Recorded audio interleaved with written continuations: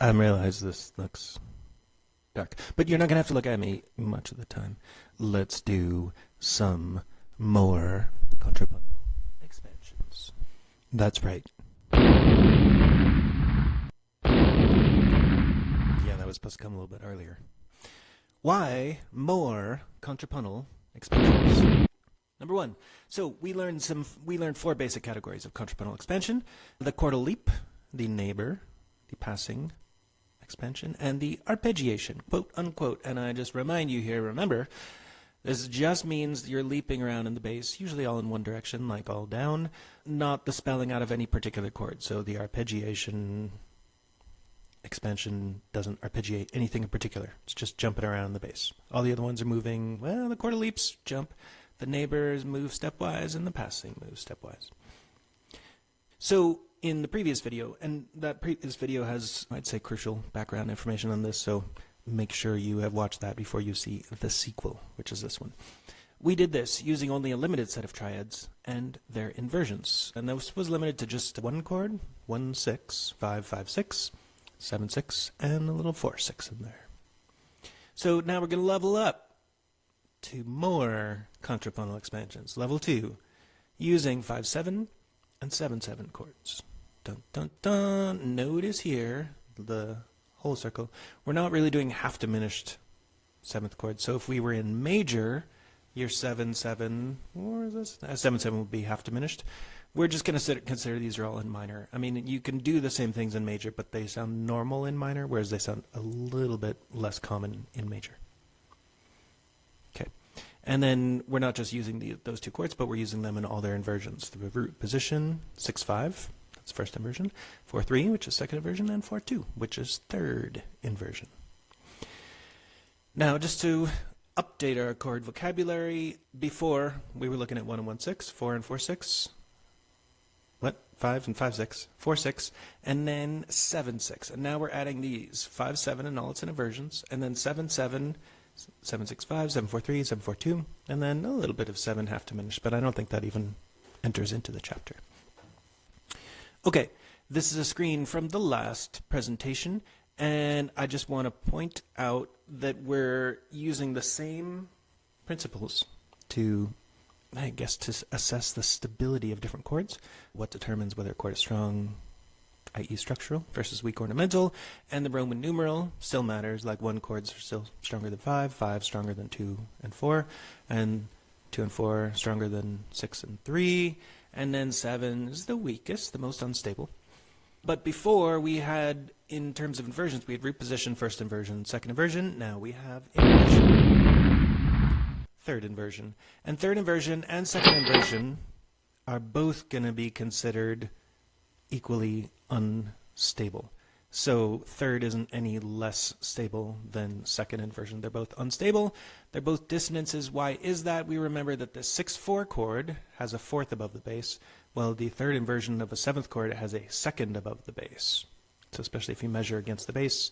And then all 7th chords have some sort of dissonant interval in them, so they are always going to be less stable than triads. Okay, and then duration, metric placement, that's still the same. Chords on strong beats are usually bigger, more important than chords on weak beats. Chords with longer durations, are more important than chords with shorter durations.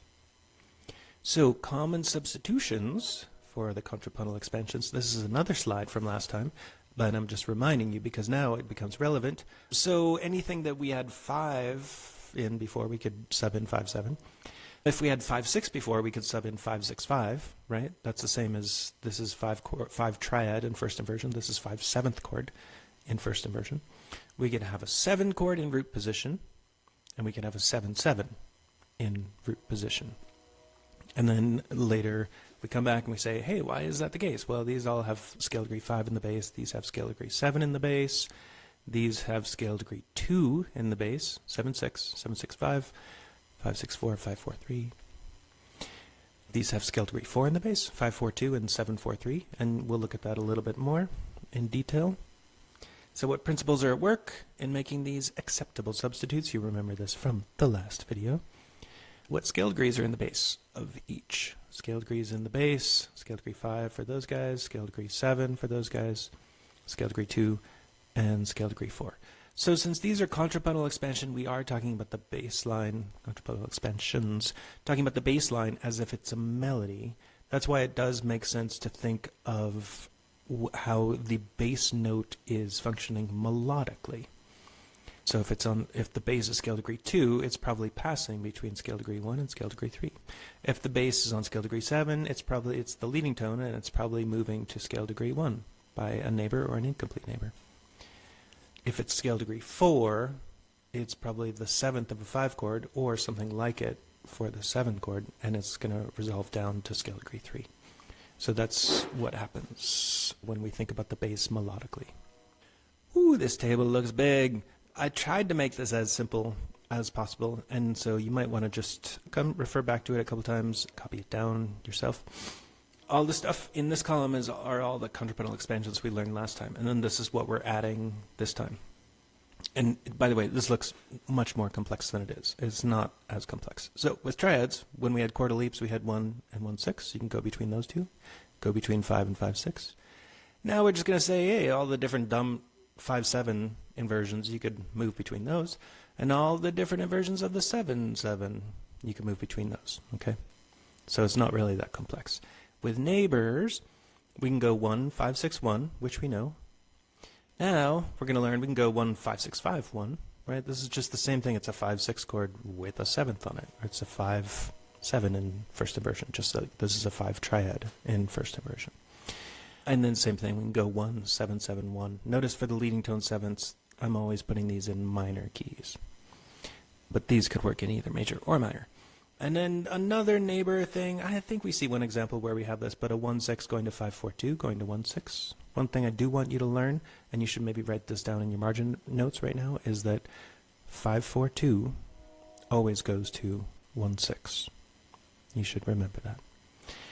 And Leitz doesn't talk about this all that much, just in passing, but it's something to remember also, which is 7/4/3, right? Third inversion 7/7 chord. I know it's a lot of complexity, but that chord functions pretty much identically to 5/4/2. So if you ever want to know how does 7/4/3 function, it functions like 5/4/2. And if you say, whoa, how does 5/4/2 function? You know, because I just told you, and you just wrote it down. Check your notes. It says 5/4/2 always goes to 1/6. So 7/4/3 also goes to 1/6. Okay, incomplete neighbors. We saw one example of this: a 1/6 chord to a 5/6 to a 1, and then you could just make that 5/6 a 5/6/5. You could do a different thing, which is to go 1 5/4/2 and then 1/6. Right? 5/4/2 always goes to 1/6, just like there. You could do this, and you could do the substitutions there for leading tone 7ths. Double neighbors, we'll see an example of this. You go 1 5/4/3 5/6/5 1. The scale degrees in the bass are scale degree 1, scale degree, see if you can guess, what scale degree is in the bass of a 5/4/3, of a second inversion 5/7 chord? The answer is it's scale degree 2. What scale degree is in the bass of a 5/6/5? Scale degree 7. So this is scale degree 1 2 7 1, or do re ti do. Or if we were in minor, it would be la ti si la. Woo. Okay, passing structures. The main one we saw is 1 7 6 1 6, and instead of 7/6, you can just put in a 5/4/3. So it's a 5/7 chord that has scale degree 2 in the bass, just like this. And 7/6/5 is going to sub in for 5/4/3. That's a rule you'll learn. So you could do exactly this thing, just with a 7/7 instead of a 5/7. And we learned this one last time, and there's no new version of this, but 5 passing from 5 to 5/6 through 4/6. And a new one that we get, we'll see an evaded cadence, a 5 chord going through 5/4/2 to 1/6. And you often think if you're on a 5 chord and it feels like the dominant, it feels like it's going to be a cadence going to 1, but then you weaken the chord by bringing in the 7th, its 7th in the bass, and then it has to resolve to 1/6. So that's called an evaded cadence. It's not a real cadence. Okay, and lastly, we learned these 2 arpeggiations from last week, and we don't have any new versions of those. So that's how you read this table. this has sort of like the collected knowledge of everything that's in this presentation. I know this is a lot of stuff, but it's probably good to see it all in one place, and you can obviously come refer back to this. Maybe just take a screenshot. Okay, moving on.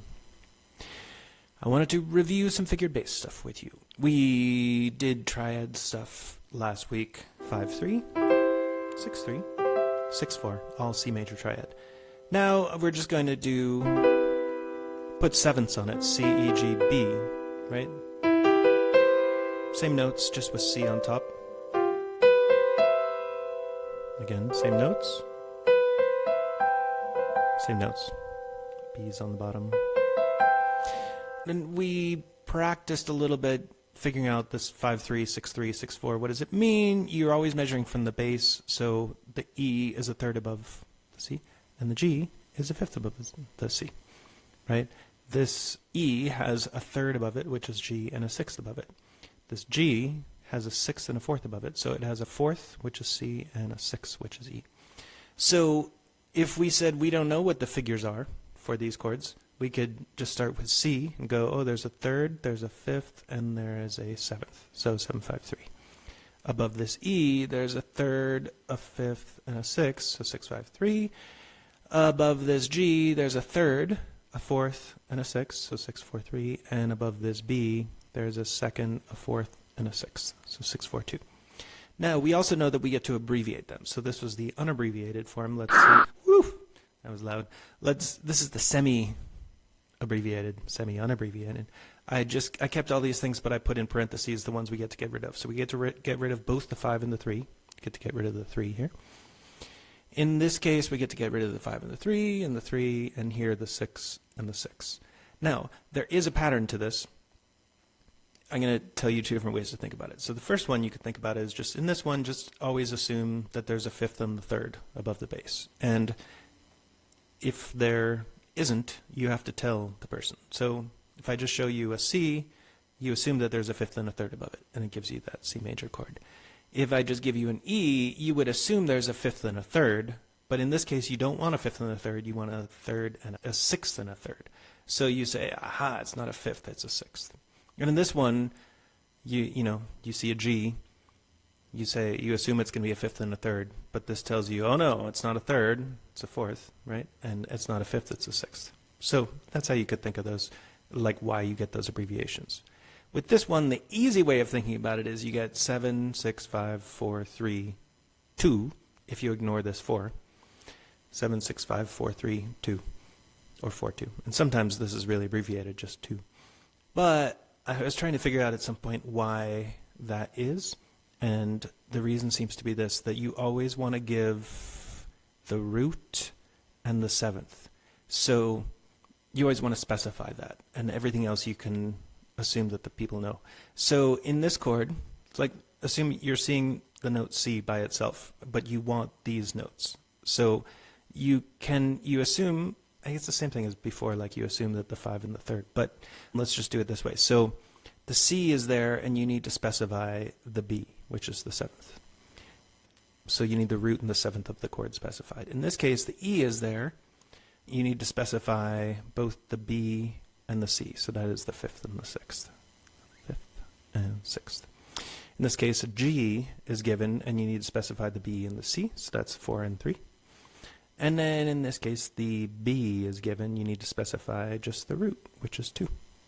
And then we also do specify 4. But if you did 7, 6, 5, 4, 3, 2. Okay, just a little bit of review for you. If that was like, it didn't make any sense, I don't know, you could rewind and listen again, or you could probably ignore it. I'm just trying to help you get these things to make sense in your mind. Are you ready? This is going to be a loud sound. Thanks. Abbreviated, so we could just get rid of this stuff in parentheses now.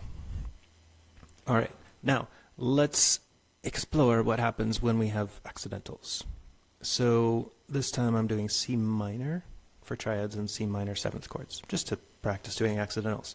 So unabbreviated, I kept all the, this is, instead of saying just nothing, it says 5-3. And I'm putting a flat next to the third, a flat next to the sixth here. Right, it's always measured above the bass. So yeah, in this case I got a flat third and a flat seventh. In this case I have a flat fifth. Notice that there's a flat in the bass note, but the bass note is given. I don't have to have anything there. So it's just a flat 5. In this case, the bass is G. I have a flat 3rd and a flat 6th. And where do the flats come in? They come in relative to the key signature. If the key signature just had 3 flats in it, like it would normally for C minor, then we wouldn't have any accidentals down here. Okay, and last one, B flats in the bass. We need a second, we need a flat 4th and a 6th to produce that chord, the C minor minor 7th. Uh-oh, that's the wrong order. Well, let's just go with it. So in the abbreviated form, you can see I got rid of the 3 here. I can just put flat, because flat by itself, or sharp by itself, or natural by itself means the 3rd. So this means flat 3. Here I'm just like covering up that 3rd, because we don't need to specify it. If it's a 6-3 chord, we don't need any extra accidentals. We can just write 6. Here you need a flat on the 6, and you still have to specify the 4.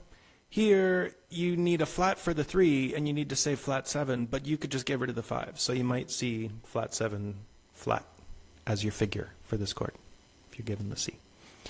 This 6 flat 5, you do have to specify, the flat on the 5. You can omit the 3. Okay, this one is, normally we would call this a 4-3 chord, but if we do have to specify that the 6th is also flat, we have to say flat 6 for 3, and if the 3 is flat. So, a weird looking figure. Imagine this. You see G on the page. You see this figure, and you know this 6-4 flat means flat 6, 4, flat 3. So you just write in a G and a 3rd above, and then you flat it, and then a 4th above, and then a 6th above the G, and flat it. That's how you do it. And then you're like, oh, that's a C minor minor 7th chord. Okay, and above is B flat. You can get rid of the 6, but you still have to say flat 4 and 2. All right, I know you're wondering, but could you show us with sharps, because this is super fascinating. Okay, so I'm going to go through this faster. You could just pause and work on it on your own if you have any questions. But I did the same thing. I just did C sharp minor, so I could use sharps. C sharp minor minor 7th. So, I mean, we end up doing different notes, right? In the last chord, the last page, we had C, E flat, G. Now we're sharping these two and leaving the E. So, I mean, these figures are all going to be different. This is the unabbreviated form, and I'm just using sharps to show you the abbreviated form. Because, so in this case, you're given a C sharp, and you want the person to play an E and a G sharp above it. So you don't have to say anything about the E. You assume they know it's a 5-3, but you have to say the 5th is sharped. You don't usually put a slash through the 5, but you could. You definitely do put a slash through the 6, and the sharp by itself means a 3rd. So E is given, you want to raise 3rd and a raise 6th. Just remember that slash means sharp. With 4, you don't usually see slashes or sharps. You sometimes, I mean, you could see any of those things, but you often just see the plus sign. So, I mean, I wanted to show you that all these mean the same thing. You could have a sharp in front of the numeral, you could have a slash through it, or you could have a plus after it. Just wanted to give you some variety.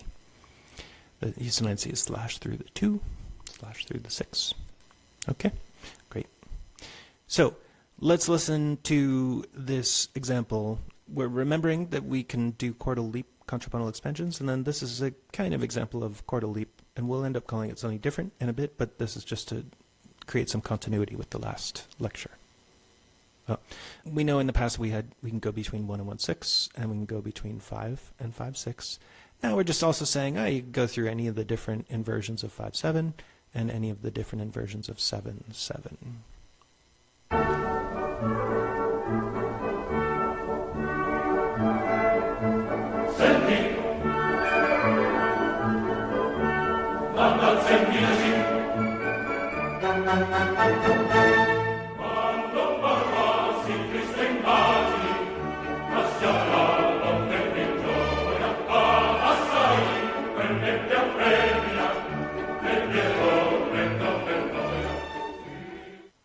Now, I do have to say something about that. If you were listening for the bass line, I do not hear this particular bass line in that. What I hear is, oh. Well, they're in a different key. Interesting. Okay.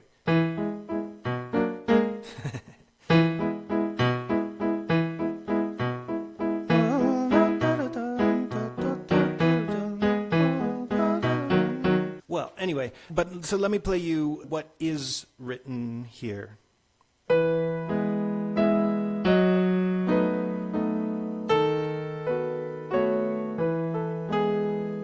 So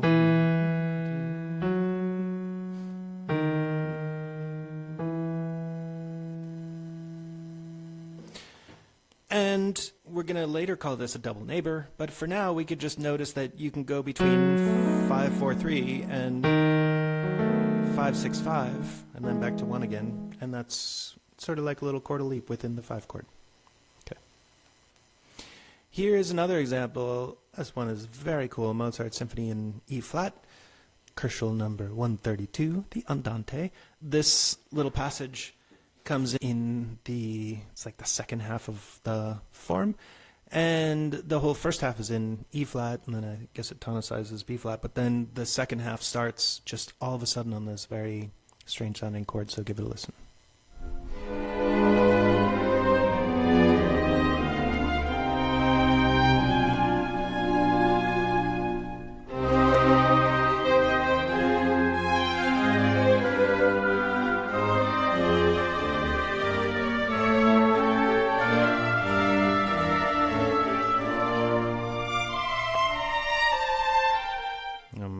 It's so good.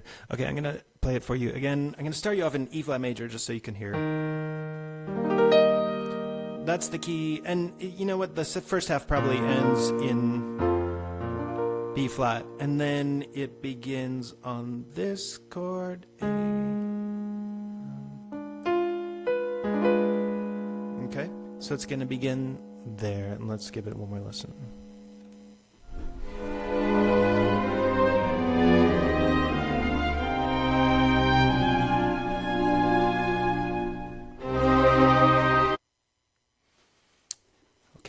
And what you're seeing is that you have a scalar run down in the bass.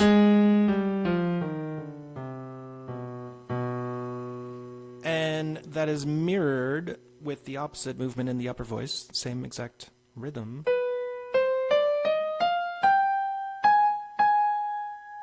Okay, so...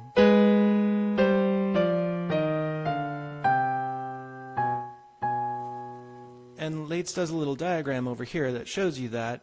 And he's also reducing out the notes that he's thinking are less important, so he's including...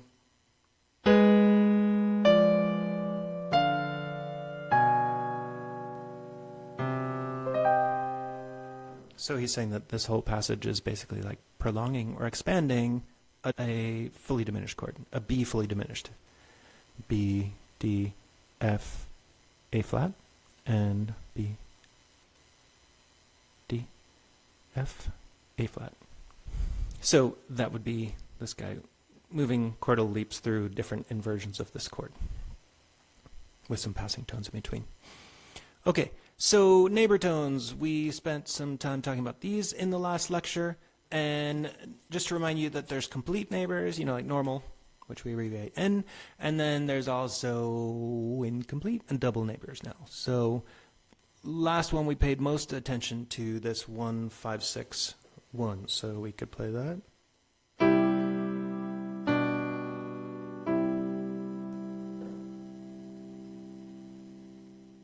I'm going to do it one more time. And Leitz is showing you in the upper melody you have a chordal leap, and now what he's just going to show is like it's not that big a deal in letter B there if we go. You can think of that thing as a passing tone, or you can think of it as the 7th of the chord, because you can make the attack right on the downbeat of the chord, so in letter C.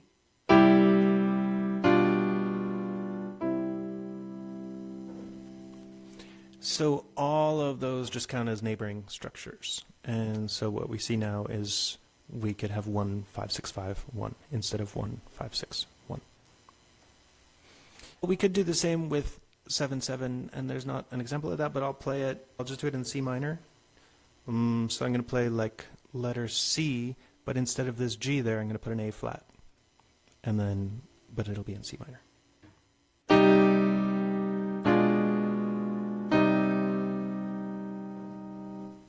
There you go.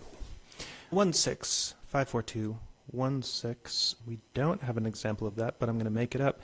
I'm going to start here. I'm going to go 1, 6, 5, 4, 2, 1, 6. So let's do that. That's not right. So neighbor tone in the bass, you could expand 1, 6 by just going briefly to 5, 4, 2 and then back to 1, 6 again. Incomplete neighbors, the one that we just played, is actually an incomplete neighbor. 1, 5, 4, 2, 1, 6. Yeah, so let me play this whole example. Forward.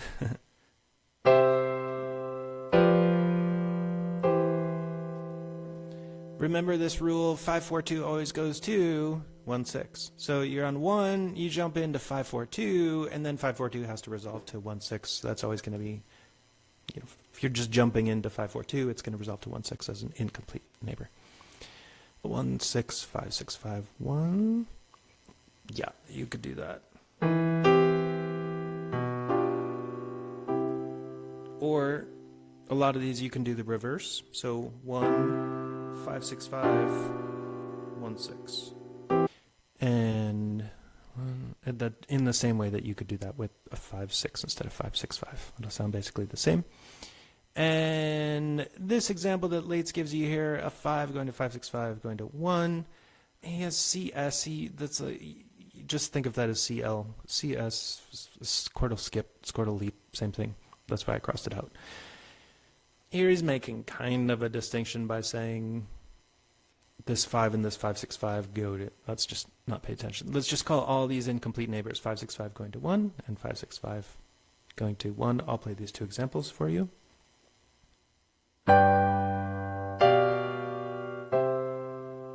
So,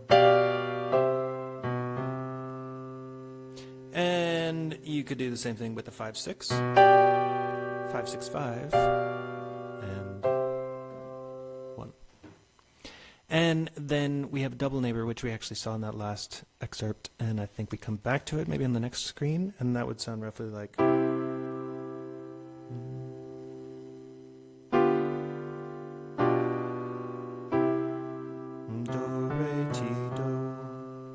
Just a way of expanding one through double neighbor. Okay, so it's not on this screen, but we'll see it eventually. Passing. We talked about some passing structures in the last class, and the main one to pay attention to was 1, 7, 6, 1, 6. Here, we're also learning that we can, instead of having 7, 6, which has a scale degree 2 in the bass, we can have 5, 4, 3. Now, those are almost the same chord. So let's go ahead and do this key. This is going to be A minor. 7, 6 in A minor. What is the leading tone of A minor? It's a G sharp. So G sharp diminished, G sharp, B, D. And then G sharp, B, D in first inversion. The B is in the bass. So a G sharp, B, D with B in the bass. Now, let's think still in A minor, let's spell a 5, 4, 3. So let's spell a 5, 7 chord. In A minor is E, G sharp, B, D. The fifth is in the bass because it's 4, 3 inversion. So G sharp, B, E, G sharp, B, D with D in the bass. And this chord was G sharp, B, D. I think I said that wrong. This chord was G sharp, B, D with B in the bass. This chord was E, G sharp, B, D with B in the bass. So it's the same chord, just this one also has an E in it. And let's look at that, and I'll show you, and you can hear it. So 1, 6, 5, 4, 3, and 1. And then in this sonata, it's going to sound basically the same as that.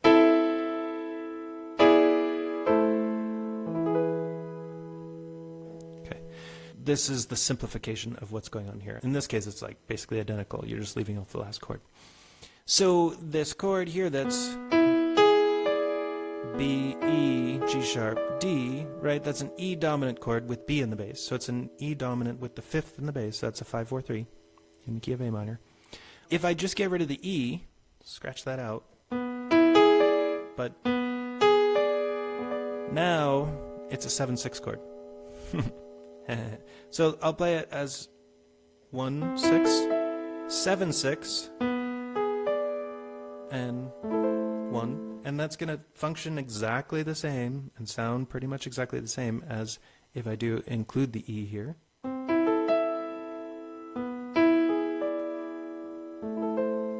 okay, that's why they function the same. So that's why you're learning 7/6 is kind of the same thing as 5/4/3, right? You're learning the passing structure. Okay, and then here we'll see 5/4/3 going leading upward, but it's the same idea. Notice this is the one case when the 7th of the chord, the chordal 7th, C, E, G, B flat, the B flat is allowed to go up. And he's pointing that out because you have these parallel tenths, parallel thirds, parallel tenths. And here, I believe we have Ian Bostridge singing it for us. Oh, yeah. I think we come to those later. I don't know when we're going to get to hear Ian Bostridge singing that, but we're going to get to this example at some point. So, in the last lecture, we also learned if you want to pass from 5 to 5/6, you can go through 4/6. We're also learning this newish one where you can go from 5 down to 1/6 by passing through 5/4/2. 5, 5/4/2, 1/6. Just like that. This one's passing. This one's also passing. Now Ian Bostridge, I believe. There's some introduction. Once he comes in singing is when you get to hear this, and it'll repeat.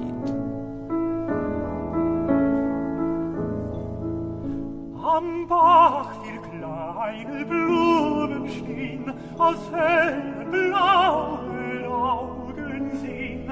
Der Bach, der ist des Meeres Freund, und hellblau Licht ins Auge scheint.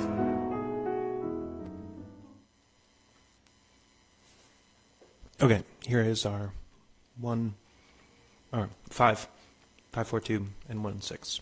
And really that 5/4/2 thing is just passing tone. But let's hear it.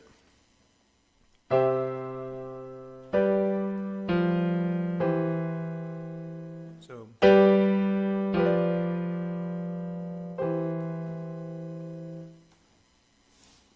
passing. Okay, so we're going to look at a little bit more detail at like voice leading and stuff for the 5/7 chord. As you know, there's two tendency tones in the 5/7 chord. I got one here, leading tone, scale degree 7, goes up. And you have the 7th of the chord, the F, which wants to go down.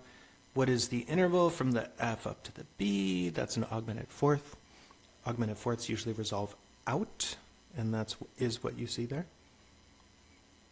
So let's hear this one.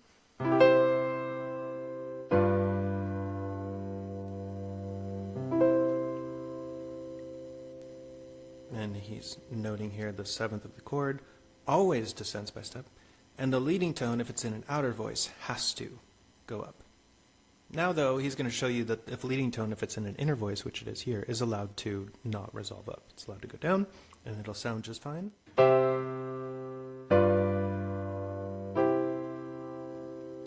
Do it again.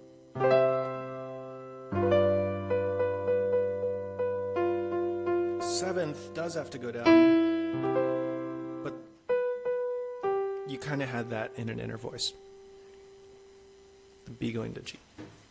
Okay, so, and then these are the rules that Leitz states. I'm just going to go ahead and read it. There's no new voice leading rules for writing the inversions of 5/7, but remember these tenets of good part writing that have already been discussed. Most of all, move most, if not all, of the voices by step or common tone when you're leading to and from inversions of 5/7. This rule is actually new, even though he didn't say it. Use complete chords for inversions of 5/7. So if you have your 5/7 chord in root position, you can omit the 5th. If you're doing a 5/7 in inversions, 5/6/5, 5/4/3, 5/4/2, then you pretty much don't want to double anything. You want to try to get all 4 notes independently. So that is a new rule, in fact. Number 3, place inversions of 5/7 on metrically unaccented beats so that they connect tonic triads, which usually tend to fall in strong beats. Okay, that's just a general rule, but it does mean that an inversion of 5/7 is weaker than a root position 5/7. Number 4, resolve tendency tones. Scale degree 7, the leading tone must ascend when it occurs in an outer voice, but it's allowed to fall to scale degree 5 in the tonic chord when it occurs in an inner voice. Scale degree 4, which is the 7th of 5/7, does have to descend to 3, except in that one unusual progression, 1, 5, 4, 3, 1, 6.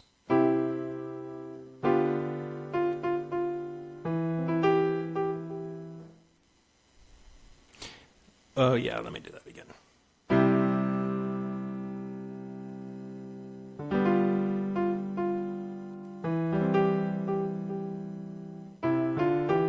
When you're harmonizing the melody notes 3, 4, and 5. Okay, moving on. Evaded cadence. This is something that comes up a lot, and then people often forget it. So maybe make note and try not to forget it, or just make a note that you're going to forget this. Okay, so first example, we're just going to see normal stuff that we saw in last chapter. So 1/6 chord, 7/6, 1/6, or just 1. So that was a little passing structure. And then a chordal leap to 1/6, and then 5, and we're assuming this is at a cadence. And above the bass, you have an octave going to a 7th. So your 5 chord becomes a 5/7, and the 7th resolves down, the leading tone resolves up, 5/1, perfect authentic cadence. I'm just going to play it one more time without talking, or I'll try.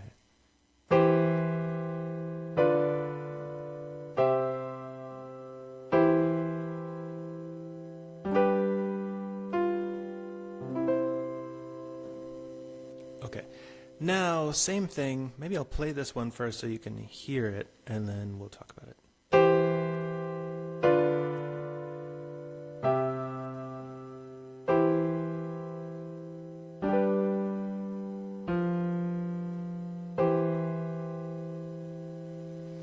So, in the first case, it was a perfect authentic cadence, 5/1 root position, right? And scale degree 7 moves by step to scale degree 1. In the second case, it's not a perfect authentic cadence, no PAC.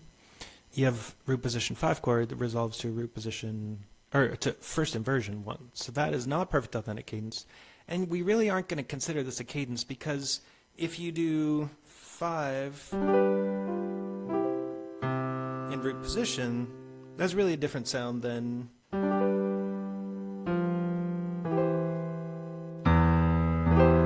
right. I'm even going to make the bass a little bit bigger.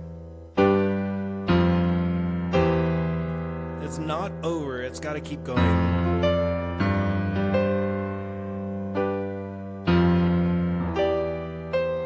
I ruined it again, right? I made it start over again. 5/4/2 evades the cadence again.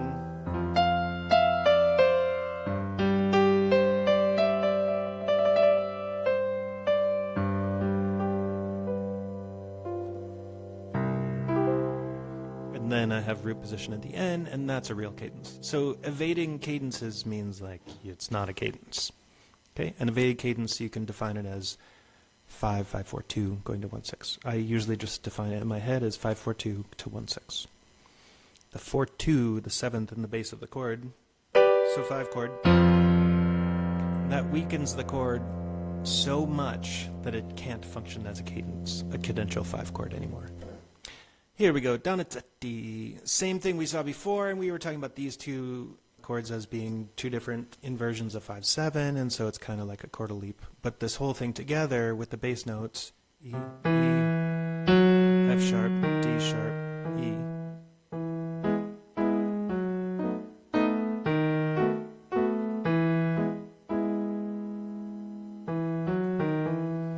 Has a double neighbor function in the bass.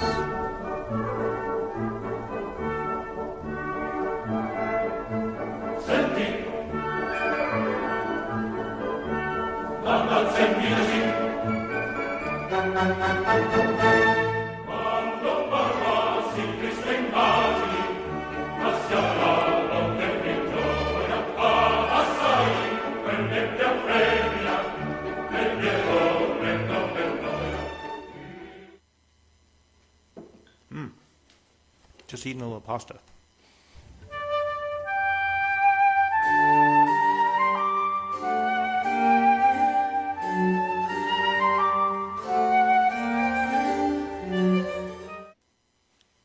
So that might be a little bit of, oh, my kitty's outside. I don't even have a cat, but this is my cat friend. Let me just pause. All right, well, kitty's not here yet. I mean, I opened the door. So I'll let you know if the cat comes in. All right, this is a little bit of deja vu because you remember this from the last presentation. And I told you don't have to know anything about the Fenaroli, and that's still true. But the Fenaroli is so cool. So 1, 2, 3, 7, 1, 2, 3, 7, and it's accompanied by 1, 2, 3, 7. It's the same thing in the bass. Anyway, it just so turns out, and there the chords are 1, 7, 6, 1, 6, 5, 6, 1 again. Just so turns out that Beethoven does the same thing. Okay, Beethoven, third movement of the Fifth Symphony. So again, we have the whole that Fenaroli thing in the lower voice. So 1, 2, 3, 7, 1. And, you know, ignore these things that are not in the box. We just need the notes that are in the box. But, okay, so and then the chords this time are a little bit different. 1, 5, 4, 3, 1, 6, 5, 6, 5, 1. Before we had 1, 7, 6, but we know that 7, 6 can sub in for 5, 4, 3. 1, 6, we had a 5, 6 before instead of 5, 6, 5. And now we have 1. And the difference is actually just like that G is held in the upper voice. Okay, so in the bass, 1, 2, 3, 1, 7, 1. And in the middle voice, it's, you know, it's hidden there, but the rest of them are there.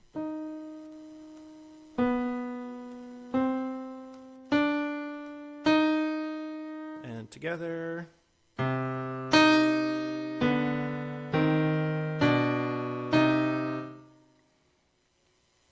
Okay, so you sometimes think, like, how does Beethoven come up with all of his ideas?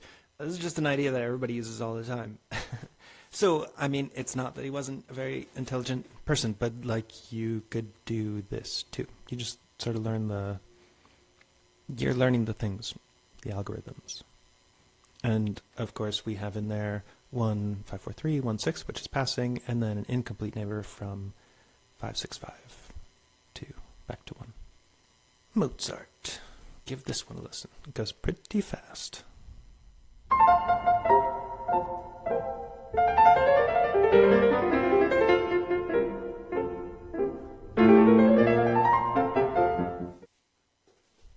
I told you. Okay, so with this one, I'm just going to play it nice as though. So it starts with a kind of 1 chord, and then it goes to 5, 4, 3, right? Like a C dominant chord in second inversion. Notice the treble clef in the left hand. Going to a 1 chord, an F. Another C dominant, but this time the B flat is in the bass. And then F in first inversion. Now,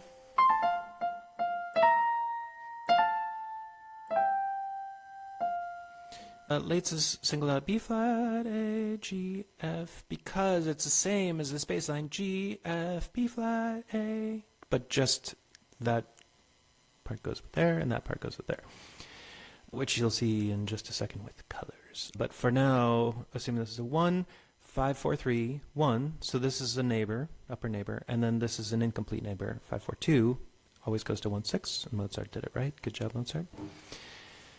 Leitz incorrectly labels this as neighbor, but it's not. It's an incomplete neighbor, whereas this one is a neighbor. So, 2, 1, 4, 3. I'm going to play the excerpt again.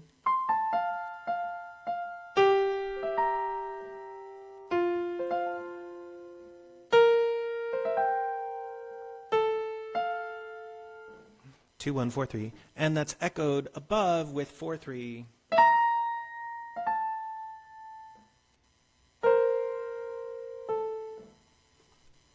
Just like the thing at the beginning is echoed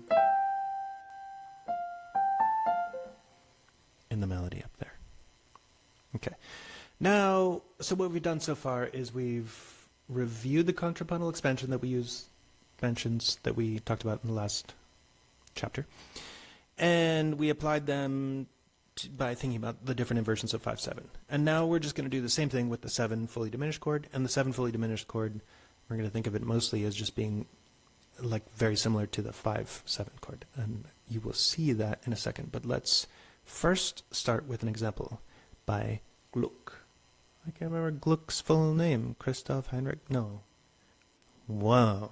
Embarrassing. Okay, but give it a listen. This is from Orfeo, probably around 1750, right around 1750.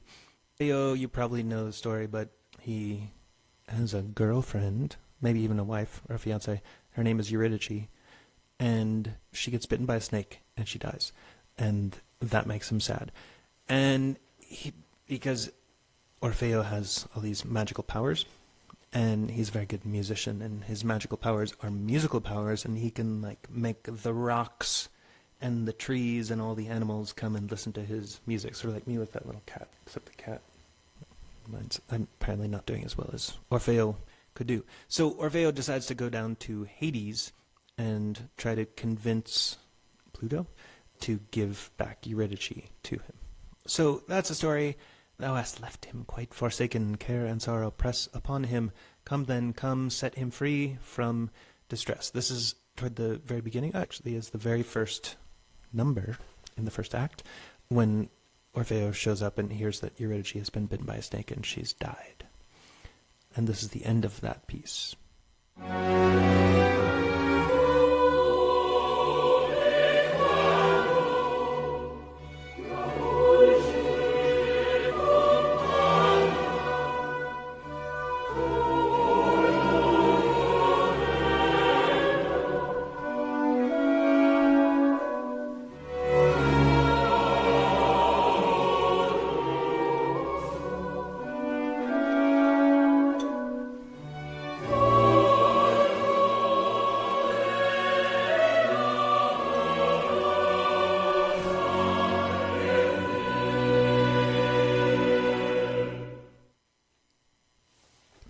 Okay, pretty awesome, right? So, I think his name is Christoph Willibald. So, we got a little 5 chord. We're in C minor. Little 5 chord at the very beginning, but we're going to kind of ignore that. Then, you got a little thing that's marked P, but then a 1/6 for a while.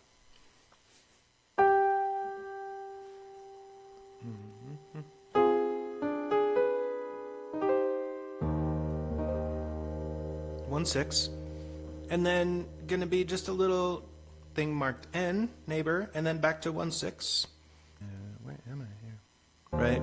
And then 1/6 for a while, and then another neighbor thing, and then more 1/6.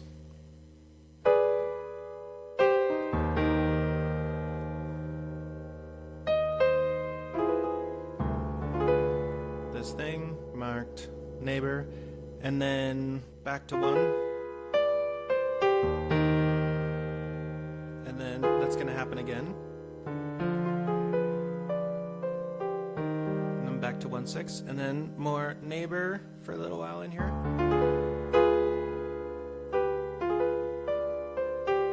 Repeat of that same thing to 1/6, and then more N.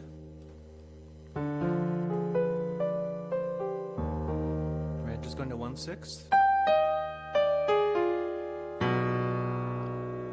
Then this thing marked IN, B natural, F, A flat, D, interesting. A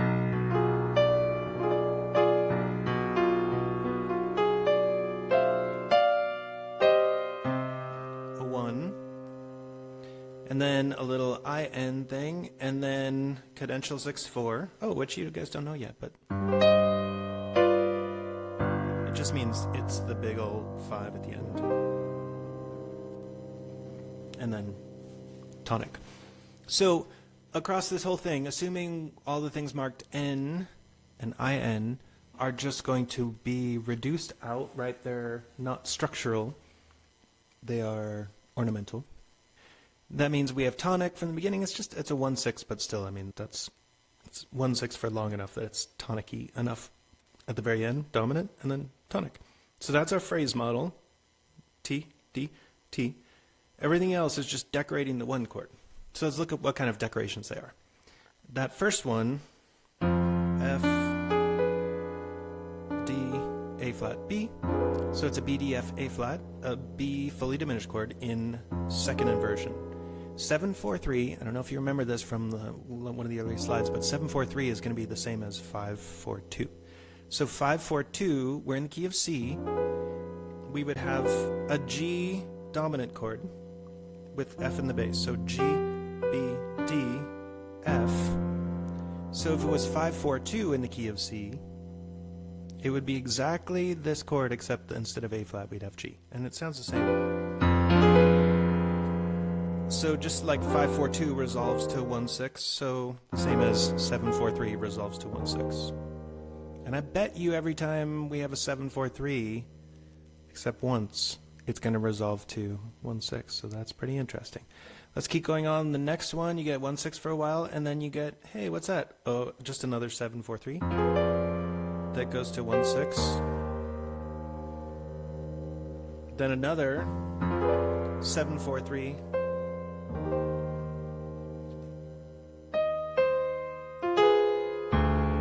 Now, what chord is this? It's a D, F, A flat, B. So again, B, D, F, A flat, B fully diminished. The D is in the bass, so it's the third of the chord, B, D, F, A flat. So it's a 7-6-5. 7-6-5 is going to function in the same way as a 5-4-3. Why is that? It's almost the same chord, so let's pretend like this A flat is a G. Then we'd have G, B, D, F with D in the bass. That would be a 5-4-3, but instead it's B, D, F, A flat. But still D is in the bass. So here's a 5-4-3. Here's a 7-6-5. Right, so they're going to function in basically the same way. So 5-4-3 can go to 1-6, and 7-6-5 goes to 1-6. I'm sure that doesn't make too much sense right now, but it will probably make a little bit more sense in a couple slides. And then we repeat that again. This is one where we keep repeating it. Still 7-6-5.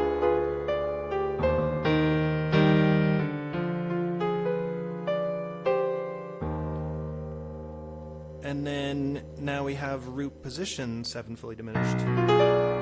B, D, F, A flat. This is going to function a lot like a 5-6-5. So 5 chord in first inversion. 5-7 in first inversion. So this chord here is B, D, F, A flat. Let's, instead of the A flat, let's put in a G. B, D, F, G. Here it is with the A flat. That's a 7-7. Here it is with G. That's a 5-6-5. Right? So they function in basically the same way. They're going to want to go to 1, and here you go to 1.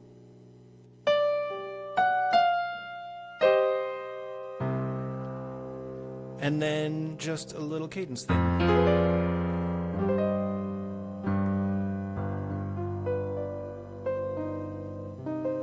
So I want to go back and have you listen to the whole thing again. It's not working now, is it?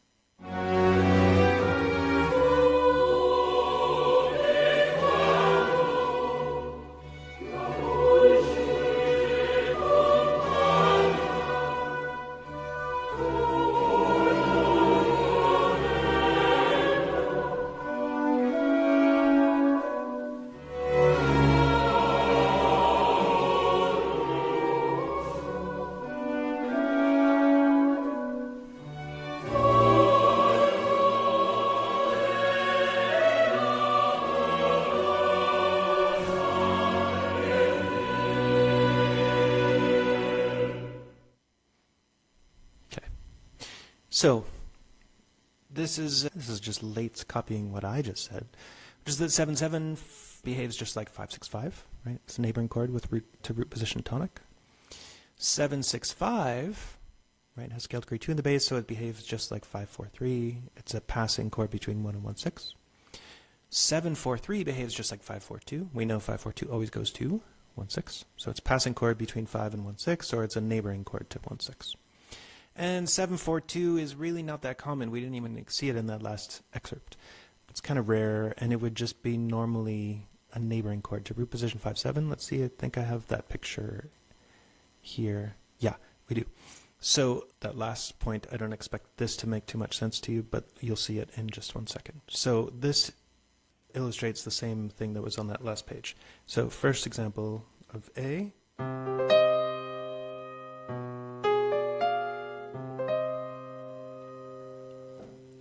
So what we were saying, this is C minor. If we just change that A flat to a G, this would be a 5/6/5 chord in C.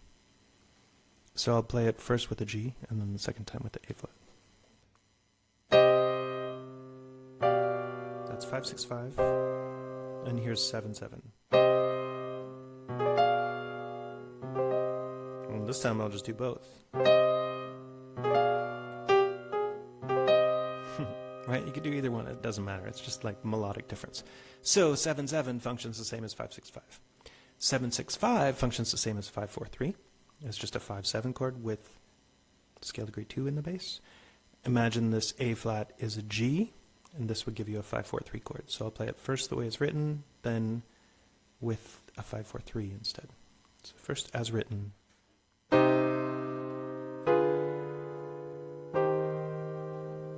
And now as 5/4/3. So that has a slightly different sound, but that's definitely functioning in the same way.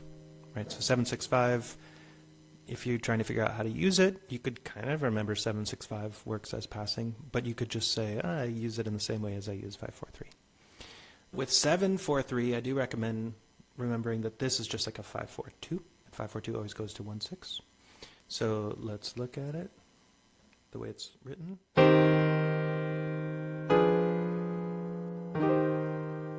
And I'm just going to change this A flat to a G, and that's going to give us a 5/4/2 there instead.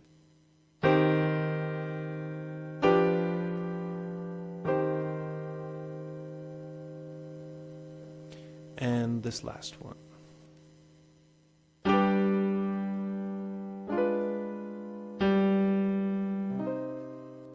So what it's saying is the 7/4/2 isn't really that much of a chord on its own. It often does this thing where that seventh of the chord, it's a B chord, B, D, F, A flat, and the A flat's in the bass, resolves down to G, and just becomes a 5/7.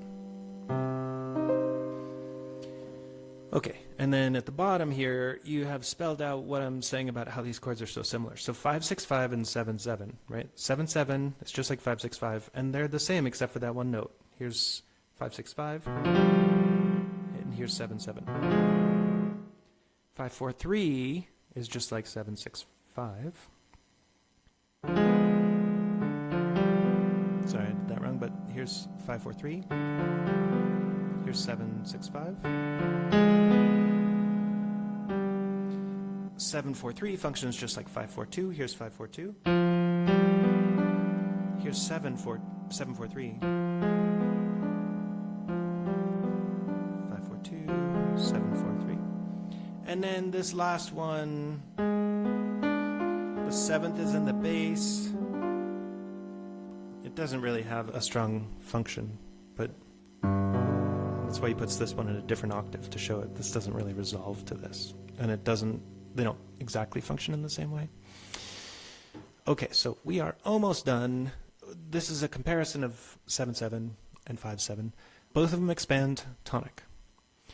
7 fully diminished seventh only really occurs in minor keys. Later, next year, you'll see how you can use it as a kind of mixture chord all over the place, actually. But in just diatonic major key, you can't build a fully diminished chord. You can only build it in harmonic minor. Okay, but the 5/7 chord comes in both major and minor keys. 7 fully diminished chords have scale degrees 7, 2, 4, and 6. Whereas if a 5/7 chord has 7, 2, 4, and 5. Okay, so they're similar and also how they're different. The 7/7 doesn't share any notes with the tonic, whereas the 5/7 does. I'm doing doing 5, 6, 5 there, right? But scale degree 5 is common between the two. Fully diminished chords are highly unstable because they have two tritones between scale degrees 7 and 4 and between scale degrees 2 and 6. Whereas 5/7 chords are only kind of unstable because they have the 7/4 tritone. Okay, and last-ish is how to voice lead 7/7. This chart helps you scale degree 6. It's going to go down to scale degree 5. Scale degree 4 tends to want to go down to 3. Scale degree 2 is sort of weak, wants to go up to 3 but could go down to 1. And scale degree 7 is the leading tone, is going to want to go up. So the most important ones in there are scale degree 7 is the leading tone, wants to go up. Scale degree 6 is the 7th of the chord, wants to go down. Okay. And then these two could really go either way. But they would rather go inward to 3, and in that case you have a doubled third, and that's perfectly okay. So let's look at these examples. Okay.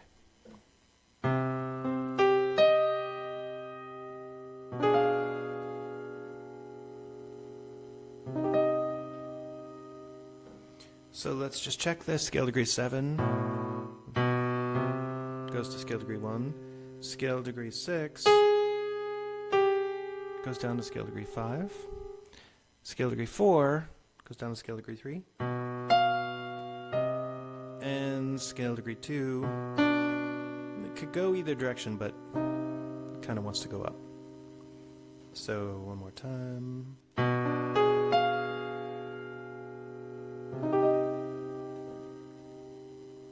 And let's take a look at this one. It's just, we now have one scale degree 7 going to 1 in the upper voice, and in the lower voice you have passing motion. So let's check that out.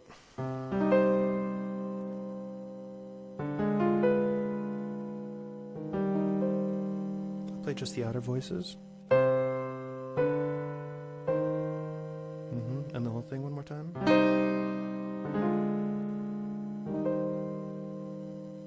So let's just check the voice leading on this. Scale degree 7, the leading tone does go up.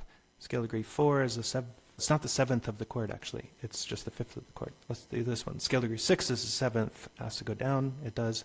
Scale degree 4 wants to go down, and it does. And then this is scale degree 2, and it could go either direction, but it continues going up. Okay. Oh, this is the last screen. So this is a chart from the end of chapter 7, but I just wanted to sort of like revisit it, and we could think about what are the new things we learned here. So the way this chart worked in the old chapter is it was showing you, it reminded you if you were expanding 5, you can go between 5 and 5/6, and then as chordal leaps, or you can have a passing chord 4/6 in between.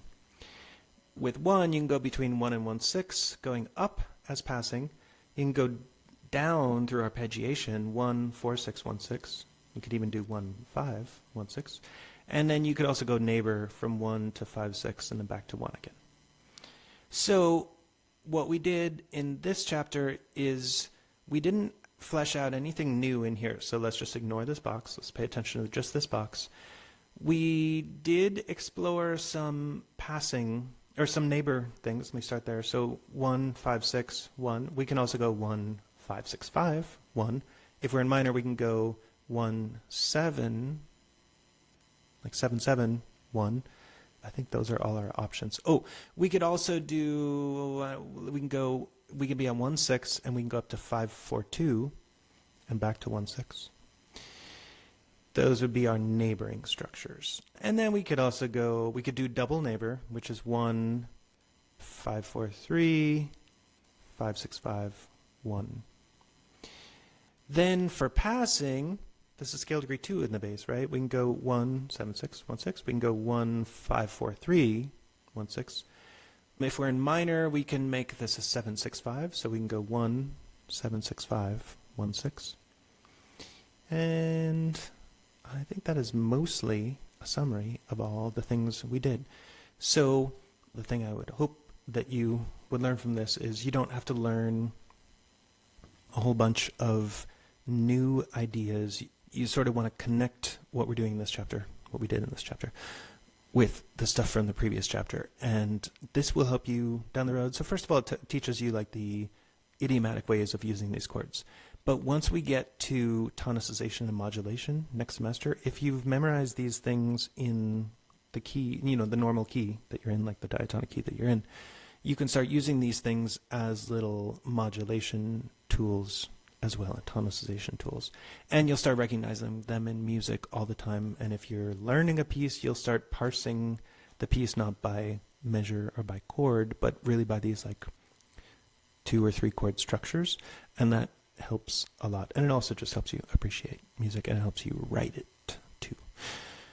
Okay, definitely time for me to go to bed. I hope you guys are doing well, and most likely we'll be seeing each other in this way again very soon.